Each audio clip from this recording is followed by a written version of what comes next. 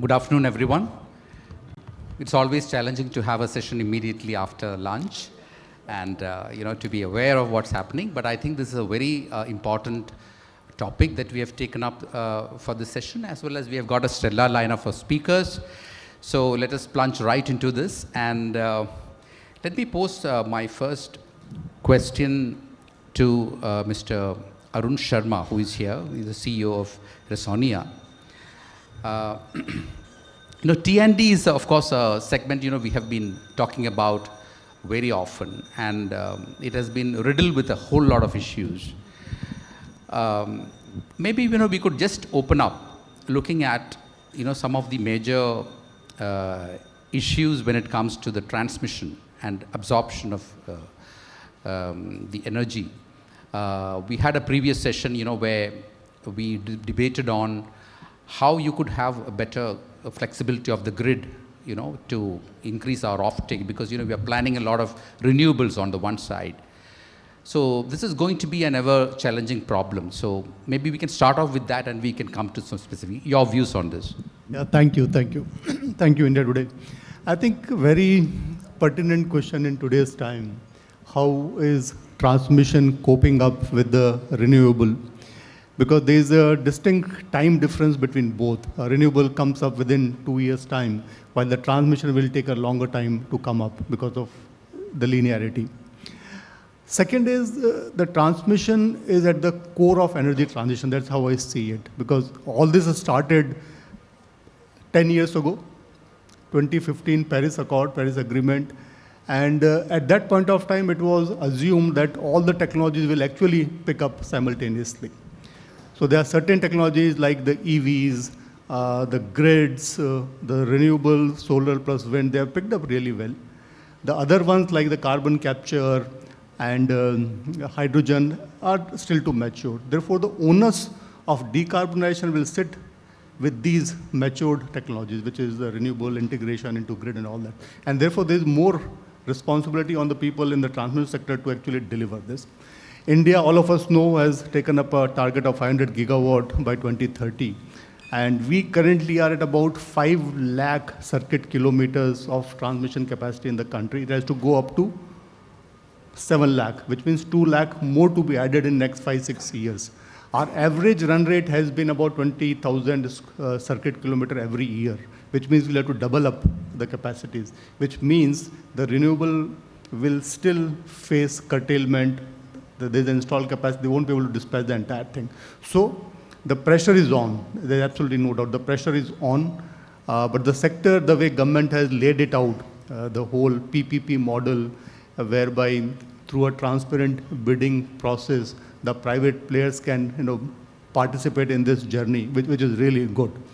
While there are challenges, but the overall ecosystem, the way the framework has been laid out, the way the CA, the bidding process coordinators, the MOP, all of them are coordinating the work.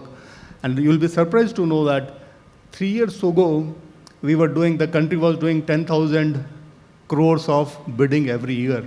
It has increased to almost 1.4 lakh crore every year from now. It's a massive ramp up. And this will create its own challenges in terms of execution. So transition will have transmission as the center point. And I think many people say there is no transition without transmission. So transmission is sitting right in the middle of this. That's one. Enabling policies are there. And as we move forward, the challenges will continue to increase. So massive opportunity for transmission and, of course, the distribution sector. Maybe we could just take the same question to Mr. Naveen Srivastava, because, we are talking about T&D here. And when it comes to transmission, public sector perspective on this. I agree with Rishas. One thing I can tell you that, let me tell you what transmission is a carrier which is connecting generations to the end customers.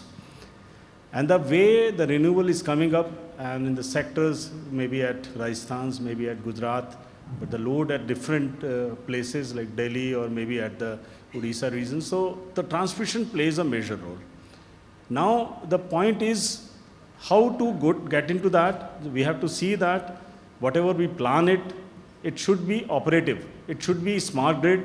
It should be resilient, not only for the taking the power to the end consumer, but it has to be in the scenario which is inertia, which is changing up, because not lot number of RE generations are coming up. Atmospheric conditions are forecasting are getting changed up. So you has to have a adaptive and a absorptive smart grid, which has to be resilient also in all the sectors, whether it is infrastructure, communication, or maybe in the operation sector. Now, as far as public sector is concerned, it's already, you know it, that from the initial stage that Power Grid is building transmission infrastructure for the country, and that when the TBCB infrastructure has come, because it was a requirement of the day, because that number of infrastructure which is coming, unless these private sectors comes out, it will never be come up. And the way TBCB is coming up, Power Grid is continuously putting it that, and we see that almost 50% is, we are making it, and we are telling you that in the next, 4 to 5 years, we are going to invest more than 1,50,000 crores. The projects which we are having in our hand, HVDC, 765 or 400 kV systems. So these resilient-like structures, which is having flowers of different colors, maybe of 765 HVDC or 400 kV, this is coming up. This was going up from the last very years. But the other things which is getting up is, for the inertia, is STATCOMs. We have to see that facts are coming up. Synchronous condensers are coming up. We have to plan it in a way that the grid which is coming up, it should be resilient. It should be a very, very smart grid. And this is only possible. I tell you an example. When the Renewable started and we started making our grid in Rajasthan, we had a problem in operating it up. There was a large number of trippings occurs. Then immediately we thought of coming up with the synchronous STATCOMs. And you see at present we are operating more than 10 numbers of STATCOMs, and others are in almost 7 are in progress. That has created a history in the Rajasthan area, and you find that availability, which is Power Grid is, 99.82, and Rajasthan area is also, we are making it, it is more than 99.8%. So in the public sector perspective, it is really that's the government money we are investing, and to bring this renewable generation to the real consumers at different places, transmission and the smart transmission plays a major role. Okay. Secondly, I want to tell you, whatever we are coming up, it should be with the innovations, with the world which is moving up. Let me tell you, we are coming up with the digital substations as well as digital transmission lines. Substation, world first 765 digital substation, process-based substation, we have made it in Navsari. Now it is in operation. It's the first in the world. Similarly, at 400 and 220 kV, we are already operating the process bus, which is at IAC 61850. Similarly, transmission line also, first pilot projects we have done it. It is in the Tuticorin to Madurai, where we have already provided DLL, dynamic line loading, and it is in the experimental stage. But we are sure that when these technologies will come, it is possible that the lines and substations capacity will be utilized. Thank you. Right. You've touched upon beautifully what public sector is doing, and given, it dovetails to the next question. Yes. Given that, I want to ask Mr. Shah, given that the public sector is doing so much and so futuristic, it's a two-part question. What does the private players, what do the private players bring to the table that the public sector entity, such a huge entity like PGCIL can't? And part two of the question is, are consumers benefiting from the competition, given that the number of players in the transmission game still very, very limited? Can you repeat first question? Second question I couldn't. No, it is for Mr. Shah actually. Yeah. Thank you. I think your first question, it's about, first, let's appreciate the fact that 80% of India's grid infrastructure is built and owned by Power Grid, right? So I think that remains the most pioneering organization that exists in the country. And kudos to them that we have one of the most reliable grids in the world. Having said so, over the last 10 years, as the focus on the grid increased and the number of investments that had to be increased, there are 2 points why or what private sector can actually bring to table. One is more number of hands. Right? We have, just like a banking sector, we have state banks and we have private banks. Right? So I think it's similar to that.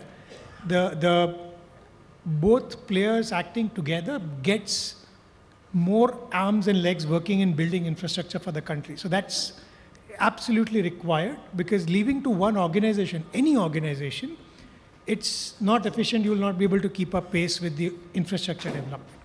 So that's one. Second, private sector, and not just private sector, just by nature of having competitive bidding, it just makes everyone a little more efficient. Right? I'm not saying two PSUs can't compete. They can also compete. But effectively, bringing competitive intensity in any sector has brought in a lot of efficiency in terms of time, cost, speed, innovation, variety of things. So I think these are the two important things to have private sector and competition. Having said so, as I said, Power Grid will remain the most important grid operator in the country. And we are all there to add our bit to ensure that as a country we make progress. So that's to answer your first question on what private sector brings to the table.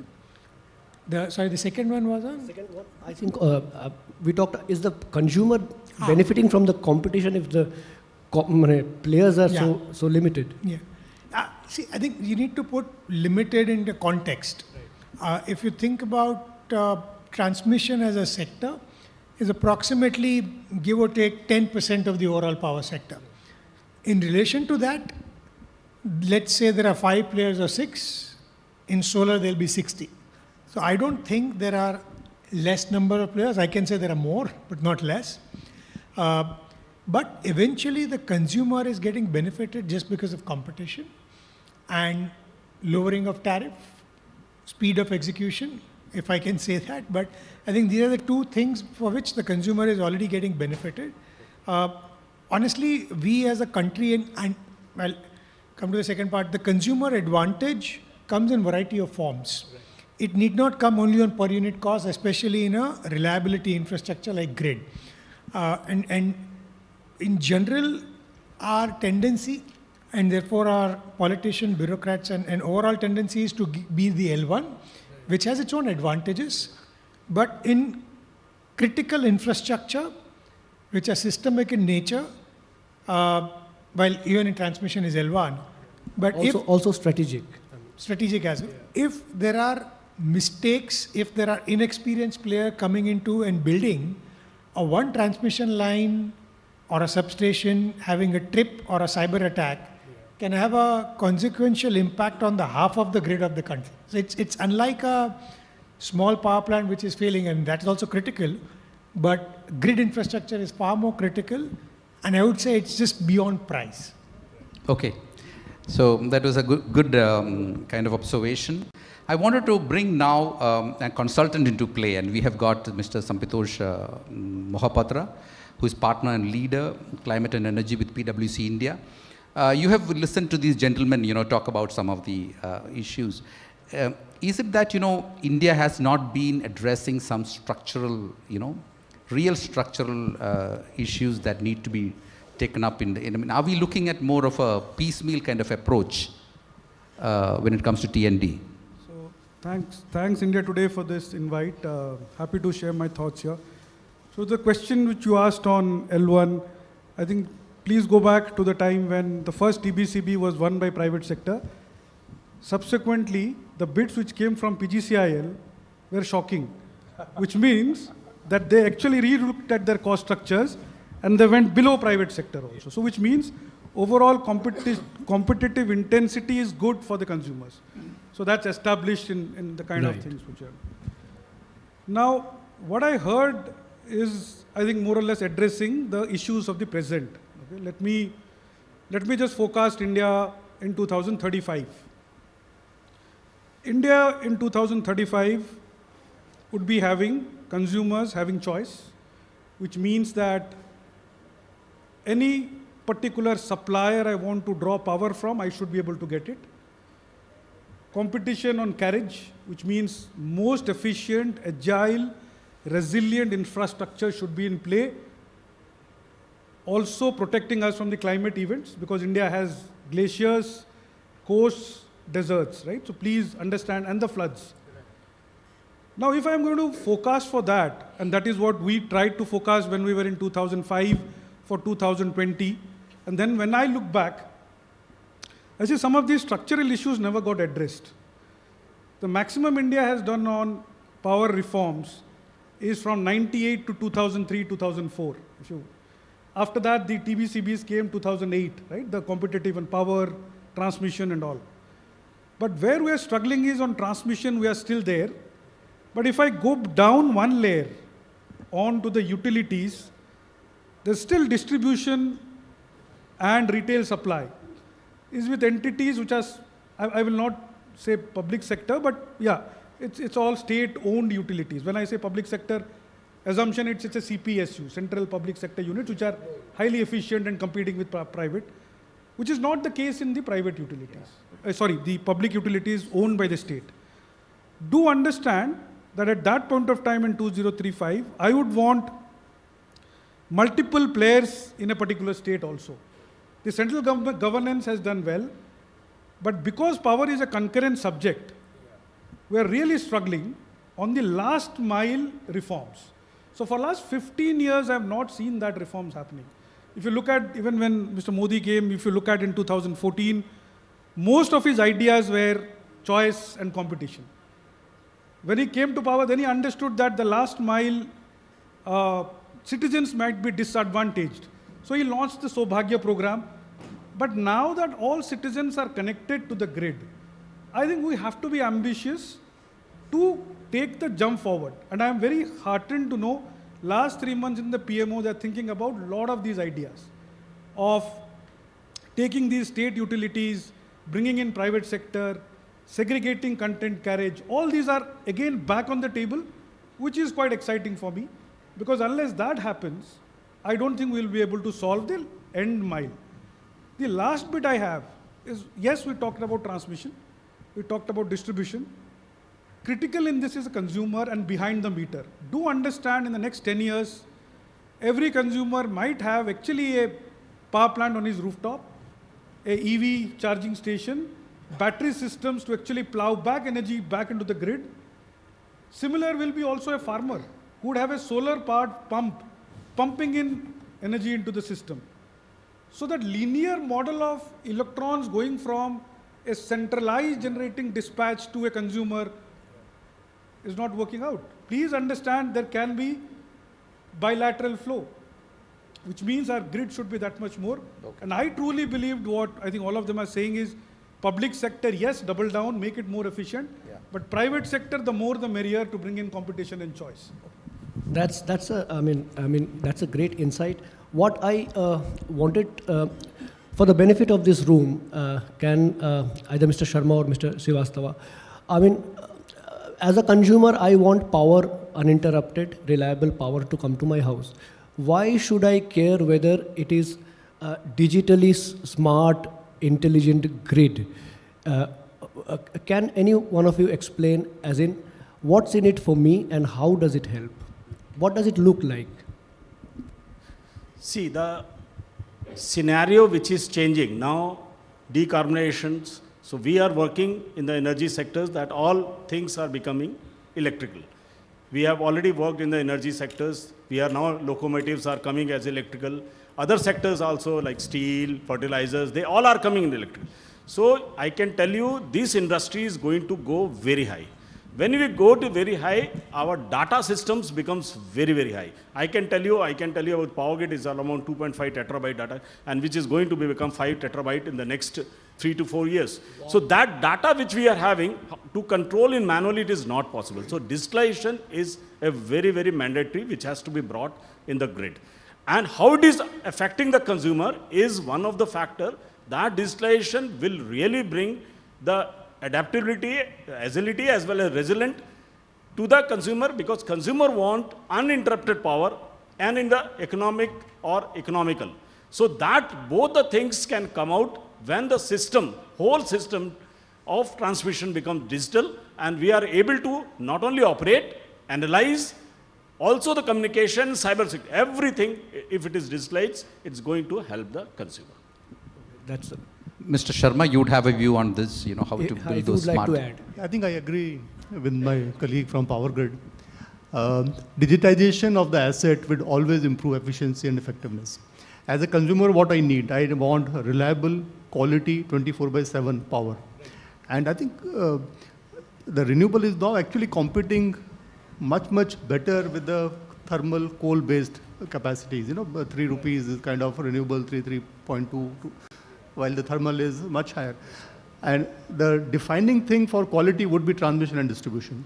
And more data, more predictive things we can do on the network, and more metering, so that the whole system of cash generation, cash flows moves effectively, is something that the digitization can do much, very effectively. Because Mr. Srivastava talked about data. I mean, what is the number you said? That the data you have terabyte. How much? At present, around 2.2 terabyte data it's coming up to. That's a very huge data. Astronomical. With data comes the leveraging of AI. No discussion is complete today without AI being in the elephant in the room. I want to ask, with so much data in digitization in the grid, can AI-based demand forecasting and smart meters, okay, can they help, and how? Who's to answer? Me? Yeah, you can take it, sir. There is no doubt AI-based forecasting, already we are doing it. You see that REMCs are there, NTMCs are there, we are doing. And it is really for the scheduling of power, it's affecting. It is going to help us a lot, because if you do it manually and if it is doing AI-based, there is a drastic difference. AI, there are two types, imperative AI, it is generative and generative AI. The normal AI, we are already using it, and all the sectors, all the players are using it, we are doing it. We have already come out with the analysis, as well as health indexing, as well as an operation it is going out. Now the generative AI which is coming up, there is a very good tools are coming up, and it is going to help you out in really managing the grid, operate the grid, as well as see that the grid is your availability and outage rates comes down. As far as smart meters are concerned, of course, when you see, he was also telling about 2035, all the meters will be smart meters, every 15 minutes data or 30 minutes data if it is available.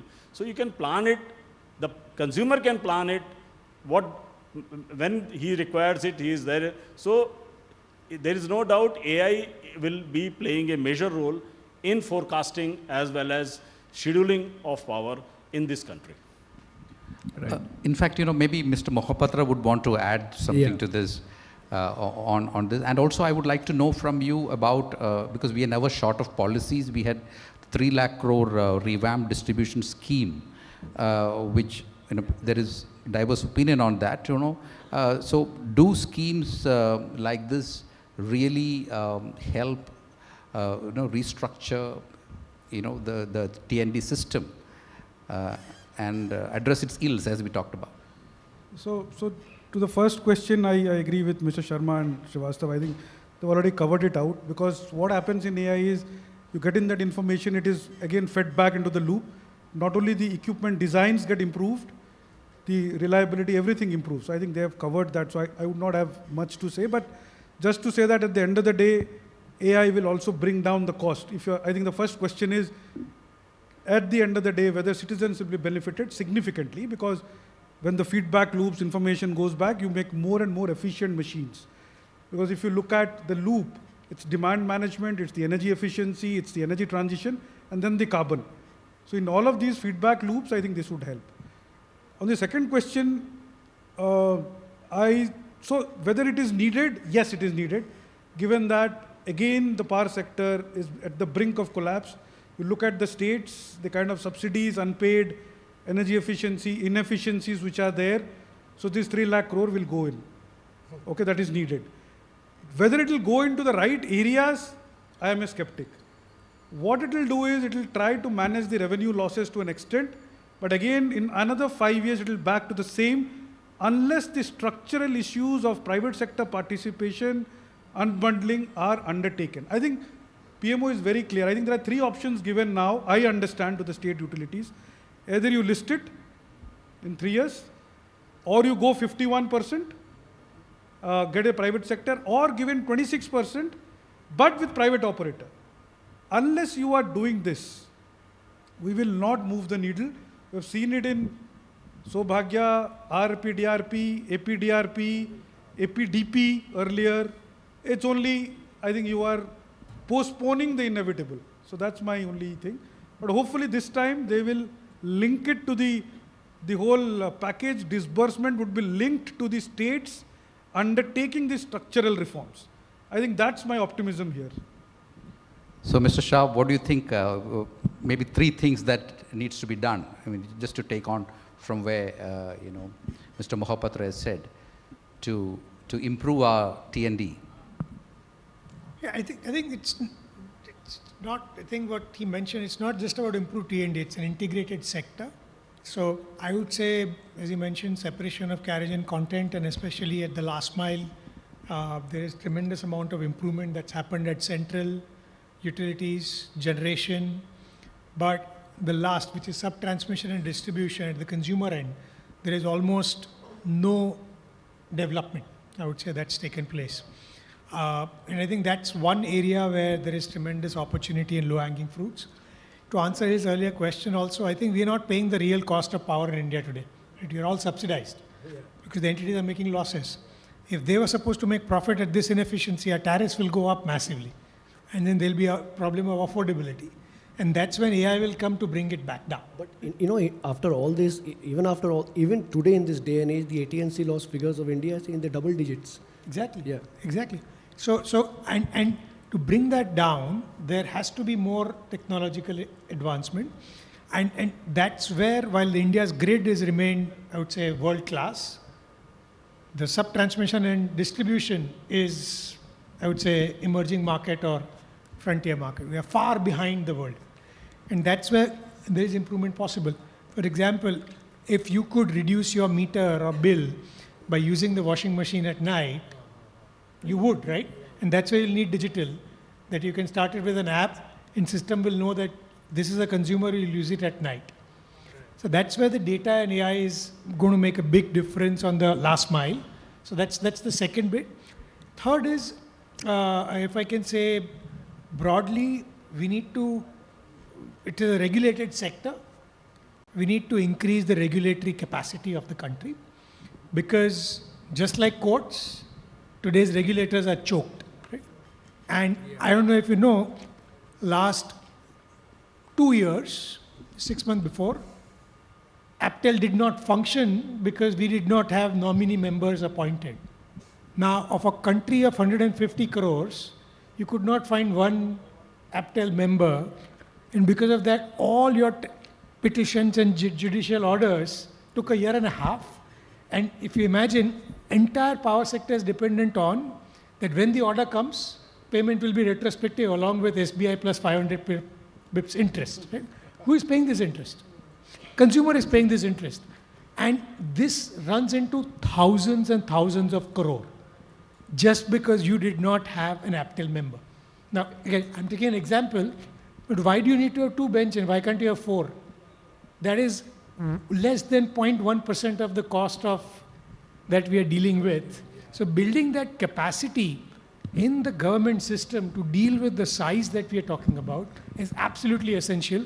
Otherwise, we'll do everything in the world and still remain where we are. I think Mr. Sharma has something to add to this. I think I echo what Harsh says, because as I said, from 10,000 crore of bidding to 1 lakh crore of bidding every year means the entire structure, every process has to upgrade itself.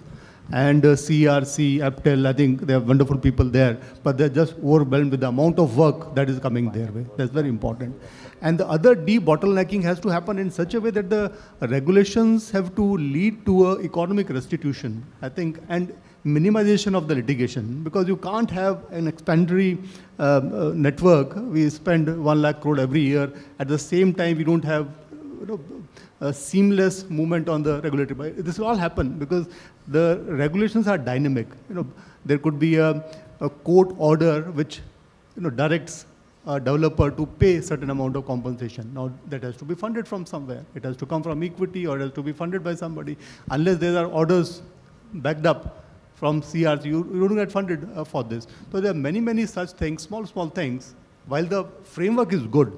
And I've said this because this TBCB framework, which is tariff-based competitive bidding, which promotes public-private creation of an asset. Because once the asset is created, it's very difficult to disinvestment or bring equity partner or a private player. When you are creating an asset, that opposition is hardly there because there's no asset. Right. When the PPP creates an asset, it's much, much easier compared to an already functioning asset which has to be given to a private. Difficult, democracy difficult. Okay. So I think transmission TBCB has shown the way. We may look at distribution infrastructure similarly on TBCB, maybe an alternate structure. The carriage can be a different carriage again altogether, because the amount of money that is going out there and it makes the entire setup, because the money gets collected only at the distribution, it gets paid to everybody else. Right. So we have to fix it. That's an excellent insight. I would. Just to please understand that the utility sector in India is 10 lakh crores. Yeah. Please list it.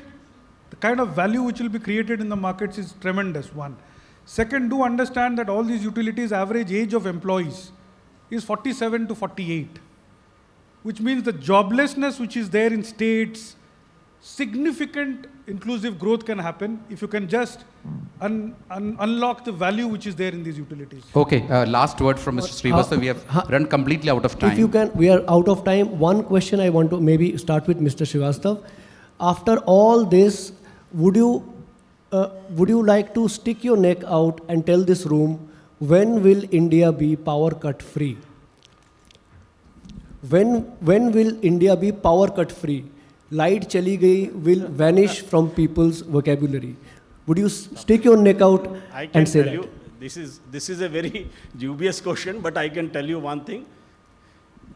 As far as the way the advancement in the industry is happening, there will be technically, there will not be any interruptions. Demand and supply is on the par. You can see the grid operator, Grid India can tell you the right answer, but I'm telling you at present, the demand and supply is matching.